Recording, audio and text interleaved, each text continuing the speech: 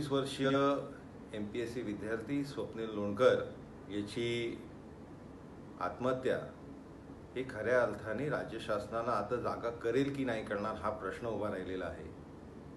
लाखो MPSCचे विद्यार्थी आजही इंटरव्ह्यूज आणि फिजिकलच्या परीक्षांसाठी वाट बघून आहेत आणि त्याच्यामुळे MPSCची जी निष्क्रिय प्रक्रिया आहे आणि राज्य शासनाची जी उदासीनता आहे त्याच्यामुळे लाखो विद्यार्थ्यांचं भवितव्य हे टांगणीवर आहे। राज्य शासन जे 12 आमदारांच्या नियुक्तीसाठी नेहमीच अग्रेसर असतं, वारंवार त्याचा पाठपुरावा करतंय, ते या विद्यार्थ्यांच्या भवितव्यासाठी एवढं नकारात्मक दृष्टिकोन ठेवून का आहे?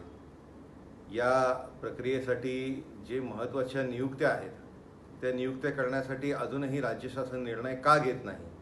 आणि त्याच्यामुळे या लाखो विद्यार्थ्यांचं जे भवितव्य टांगणीवर आहे, जे विद्यार्थी आज स्वतःच्या निकालाच्या बद्दलची वाट बघतायत, पुढच्या प्रक्रियेची वाट बघतायत, यांचा ही वाट बघण्याची वेळ कधी संपेल? आणि त्याच्यामुळे ईश्वरचरणी हीच प्रार्थना आहे की या सरकारला सद्बुद्धी भेटो आणि या विद्यार्थ्यांचा प्रश्न लवकरात लवकर सुटो। अगर आपने अभी तक हमारा चैनल सब्सक्राइब नहीं किया तो अभी सब्सक्राइब करें और बेल आइकॉन को क्लिक करके हमारी